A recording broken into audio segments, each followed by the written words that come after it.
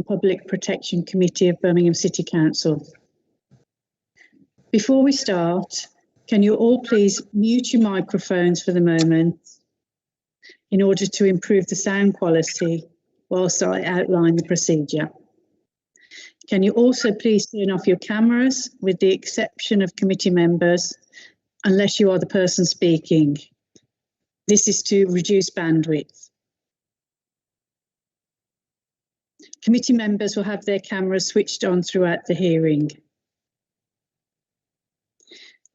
Could everyone attending today's meeting please put their mobile phones on silent and ensure they are situated in a room or environment which is free from distractions or any unnecessary noise emanating from radios, TVs, etc. Thank you for that.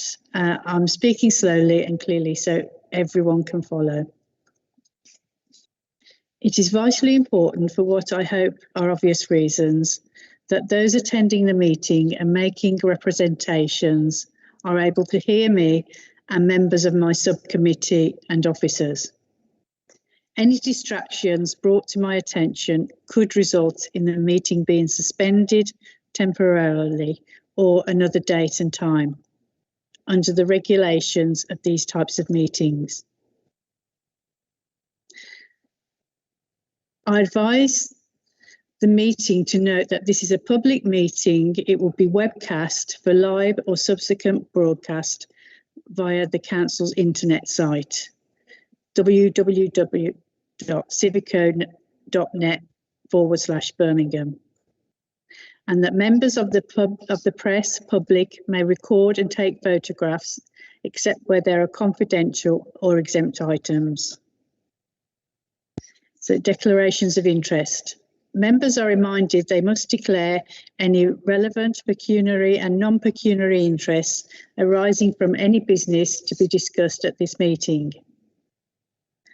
If a disclosable pecuniary interest is declared, a member must not speak or take part in that agenda item.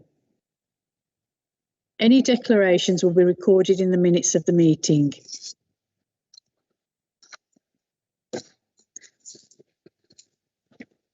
So I take we have no pecuniary interests. Apologies and notifications from members. Apologies have been submitted from Councillor Higgs, and Councillor Locke was a nominated substitute member. And minutes to confirm, can we confirm the minutes of the meeting held on the 1st of June 2021? Agreed. Thank you. Can I welcome you all to this hearing for a review application in respect of Magnet Centre, Park Approach, Erdington, Birmingham, B23 7SJ. I'll begin with some introductions. As stated previously, I'm Councillor Donaldson and I'm chairing this meeting of the Licensing Subcommittee. With me are members of the subcommittee, Councillor Mary Locke and Councillor Mike Sharp. Also present in the meeting are the following officers. Licence Officer David Kennedy. Good morning, Chair. Good morning. Committee Manager, Meeting Manager Louisa Nesbitt. Good morning. Morning. And Committee Lawyer Joanna Swampillai. Good morning, Chair. Good morning. Firstly, can I ask all parties to identify themselves, please? Firstly, the applicant. Yeah, hello.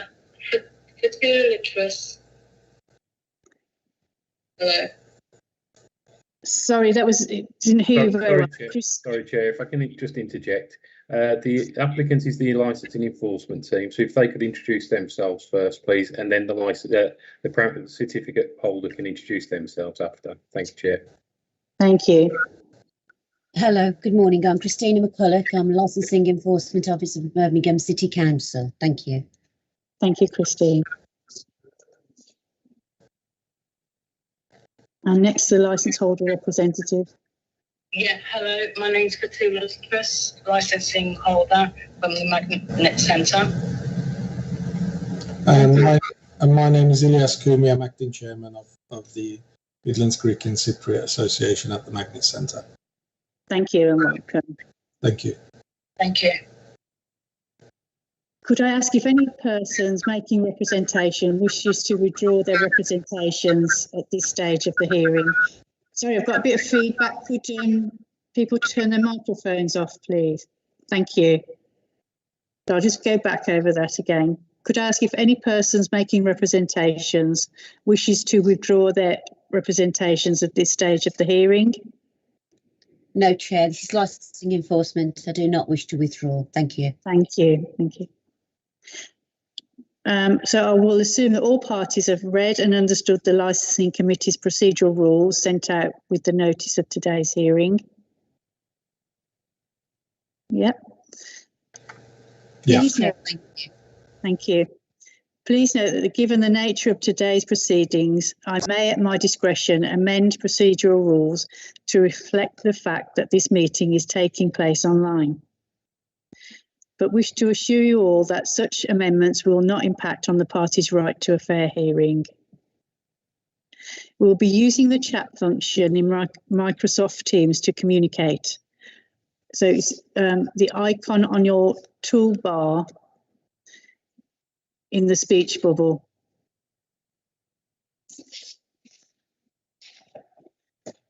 So click the speech bubble to go to chat. If you do not have access to the chat function for any reason, please use the raise hand function to indicate you wish to speak. The button is usually fourth from the right on your toolbar.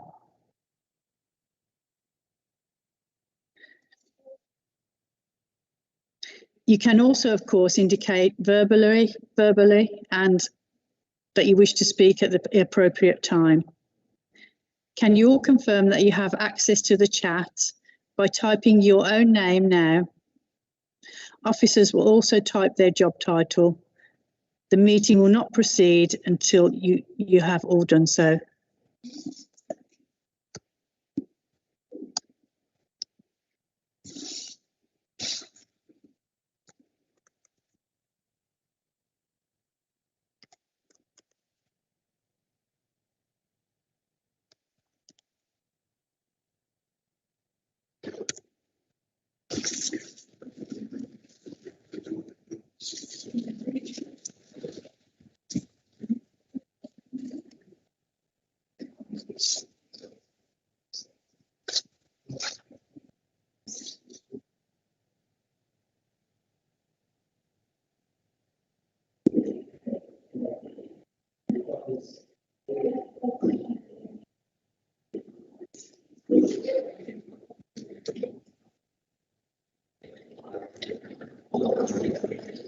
Can we confirm that everybody's typed their name into the chat?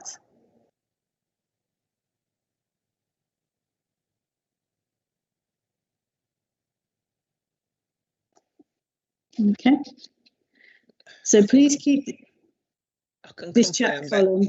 Sorry, Chair. I was just going to confirm that everybody's typed their name in. Thank you. Please keep this chat column open for the entire duration of the meeting in order that everyone can follow messages being posted in the chat.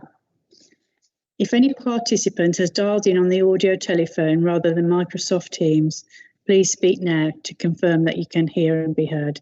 We've had confirmation that Fatula Litras is on the telephone and is on loudspeaker. She confirms that she can hear everyone. Thank you. Thank you. With the exception of subcommittee members, please keep your camera off unless you are the person speaking. If there are problems with bandwidth which cause difficulties with the sound, I may, at my discretion, ask everyone to turn the cameras off in order that the meeting can proceed with everyone able to hear and be heard. Does anyone wish to make any preliminary points at this stage? If so, please indicate that you wish to raise a point by typing speak into the chat function or using the raise a hand function now.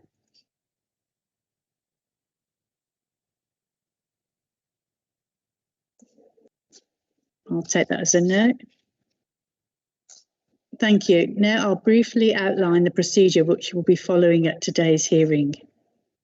Firstly, the licensing officer, David Kennedy, will present the report.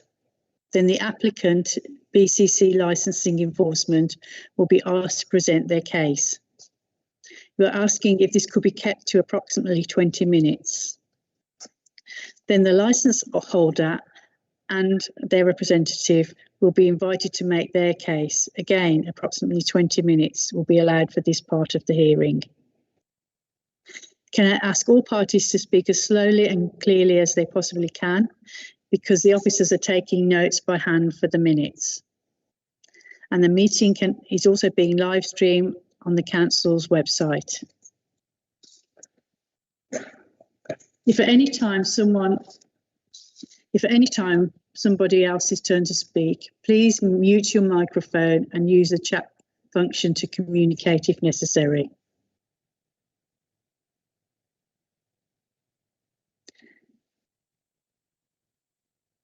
Please note that members of the subcommittee will be able to ask questions at any stage and will try to do so at the conclusion of each presentation. Cross-examination by the applicant and those making representations will not be permitted unless the members consider it appropriate. Where questions are raised by the members of the subcommittee or by those present, please signify this using the chat facility set out on the right-hand section of the screen that you're viewing this meeting on. The meeting manager will alert me if I do not notice messages in the chat. I will determine verbally or in writing on the chat facility the order in which the questions are dealt with. Additionally, you may speak to notify a question or point verbally in the usual way at the appropriate point. So at any point in the meeting, if you wish to speak, please type the word speak into the chat function and the meeting manager will ensure we come to you at the appropriate moment. If at any point you cannot hear or having problems with your internet connection, please use the chat facility to alert the meetings manager. The chair will then ask the person speaking to repeat what they have just said. It is therefore important that you use a chat function as soon as you're unable to hear the person speaking. It may well be that the problem is caused by people still having their microphones or cameras on, which creates interference. So I'll remind you, everyone, to please mute your microphones and turn off your cameras when you're not speaking. Could I point out that occasionally it may be necessary for the subcommittee to take legal advice. At my discretion, I may ask all parties to wait in this meeting whilst members and the relevant officers withdraw to take legal advice using a separate meeting within Microsoft Teams. We will then return to this meeting and continue. Please note if at any time the live stream being broadcasted on the City Council's website fails, I will ask you all to mute your microphones and cameras and to stop speaking until live stream is restored. If at any time the meeting goes into private session, the meeting manager will pause the live stream. Once the private part of the meeting is over, I will ask the meeting manager to confirm that live stream has resumed before we continue. At the conclusion of the hearing, I will invite all parties to make a brief closing submission.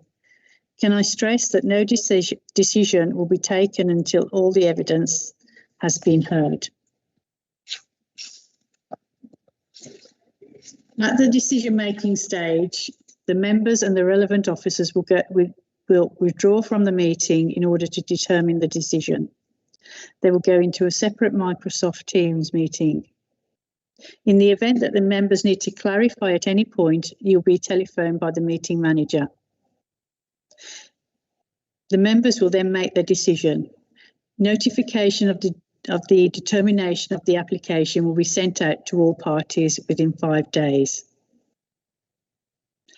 So I hope that's reasonably straightforward. So with that, can I ask the licensing officer, David Kennedy, to present the report, please, as slowly and clearly as possible.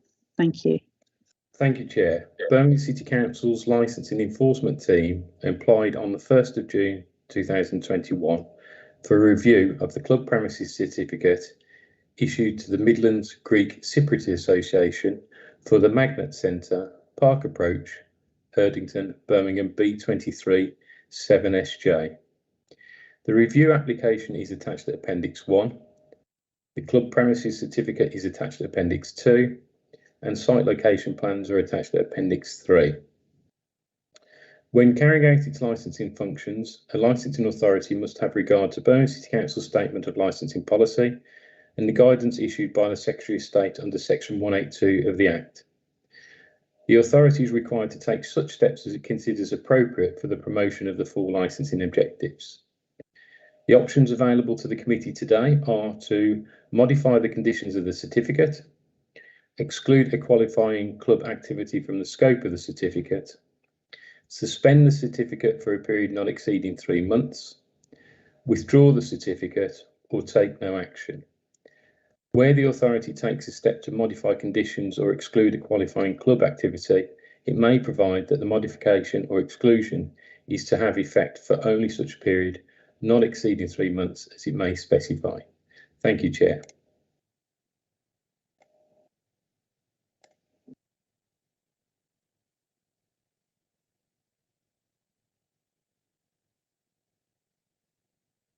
Sorry, I'm on mute. Thank you, David. Would the applicant or their representative like to make their presentation now, please? BCC Licensing Enforcement, Stephen McCulloch. Yes, Chair. Thank you. Thank you. This application, can you hear me okay? Yes, we can hear you, Thank Christina. you. Sorry. I brought the application today before committee because the plans that form part of the club premises certificate do not relate to the premises. During 2019, the premises initially came to my attention as a result of a complaint. It was an unjustified complaint, but as part of that complaint, I carried out an inspection at the premises. Whilst carrying out my inspection, it came to light that the events were being, any licensable activity was being held upstairs. But when I checked the actual license, the plans that were on file as part of the certificate, related to downstairs. I discussed this with the club. We went round the premises, looked at the layout, and found that even downstairs had been altered significantly, that the plans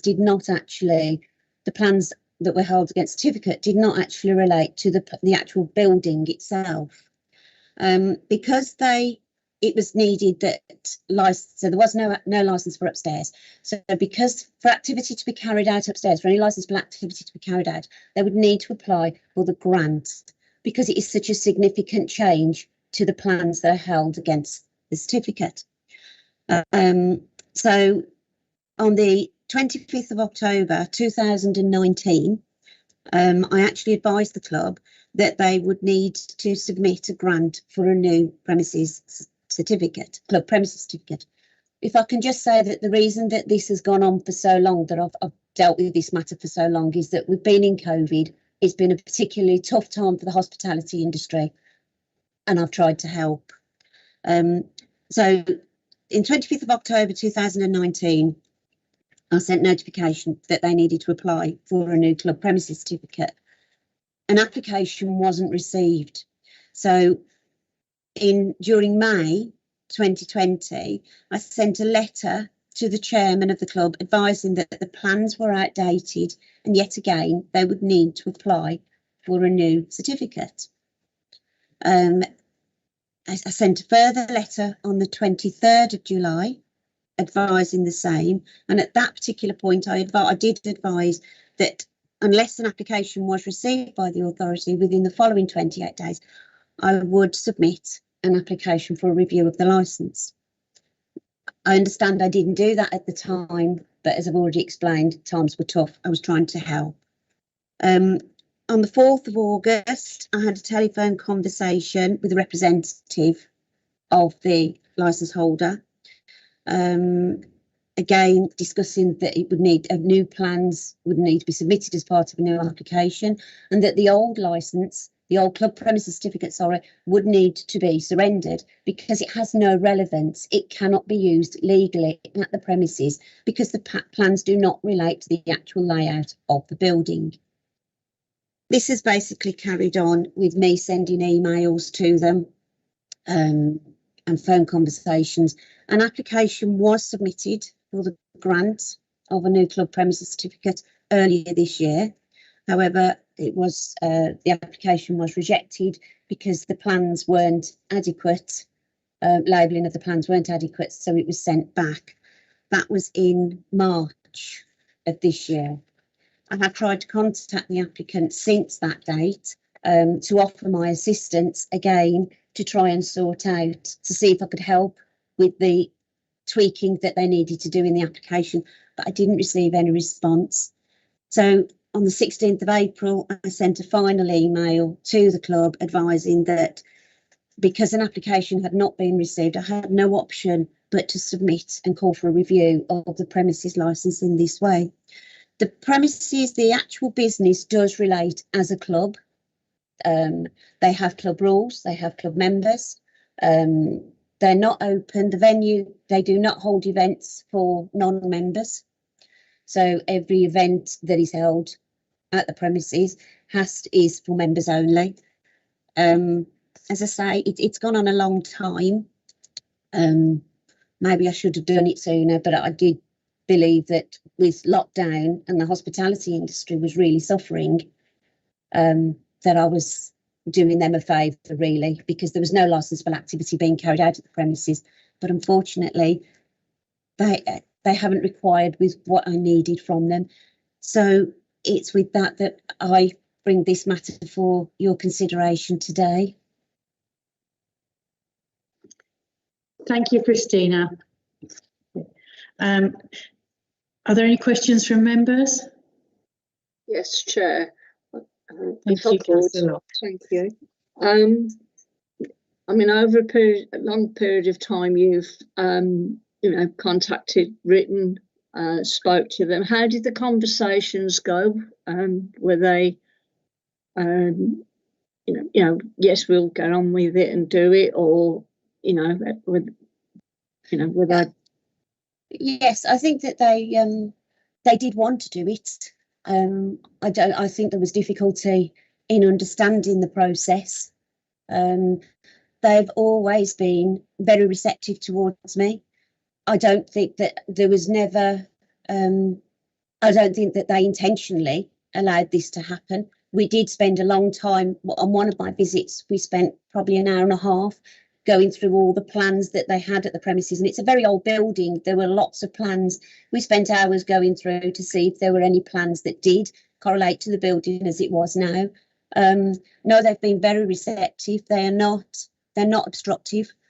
I think it's for them to say, but I would suspect that it was the application process that was daunting for them.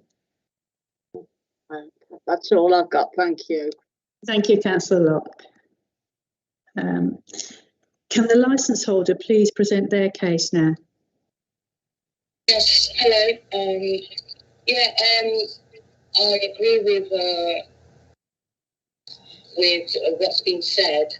The application was daunting. We did try to submit the plans that have changed, but unfortunately, that it seemed that they weren't adequate. And at the time, we didn't have anyone specific that could make the plans for us due to COVID and everything else that was been going on. So it was just unfortunately that we found ourselves in this position, and nothing was done on purpose. So we've tried our best to conform with what your requirements are from us, and we're very eager to apply to any requirements that you require from us. Thank you, Elias. Is that all the submissions on behalf of the licence holder before we go to the members' questions? Ilya, do you want to say anything? Yeah, I just wanted to say that we are a social club that runs on volunteers and kind donations. We do work very hard to keep the centre going. It's a big old building, and obviously having facilities to have a license and run a bar will help us a lot in that respect. As it's been said by very kindly by Christina, and we're very, very thankful for all of the assistance thus far. We do try our very best to adhere to everything we need to adhere to. COVID has definitely got in the way. Finances for producing the said plans again have hindered us, largely due to COVID again, but we are working very hard to ensure that we can achieve this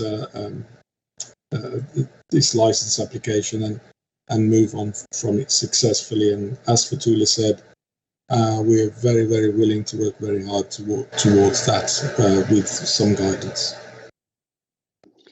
Thank you, Ilyas. Thank you, Fatula. I think I've got it's showing up as Ilyas on my screen. It is, yeah, I've got Fatula on my Getting the names wrong. Speaker. It's just that I have Fatula loudspeaker on my telephone because she wasn't able to log on because of connection issues. Okay, thank you for clarifying that, and thank you for both of you. Thank you. Thank you. Thank you. Are there any more questions from members? Councillor Sharp? No. Oh, thank you. Okay, thank you, councillors. And so, does the applicant, BCC Licensing Enforcement, wish to make a closing submission now, please? Chair. Yes, I've got thank you. David. Excuse me, Chair. David's got his hand up. Yeah, I've just noticed that. David, would you like to come in, and then I'll take Christina?